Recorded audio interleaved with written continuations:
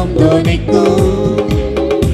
ஆகாய விண்ணினாய் அவர் ஜனம் பெருகும், ஆண்டவர் வாக்கு பலிக்கும்.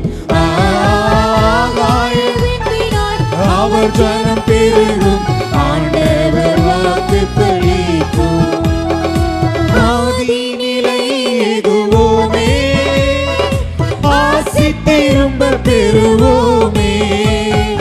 பாழான மண்ணில் யாவோ பாராளும் வேண்டன்மனையாகும்.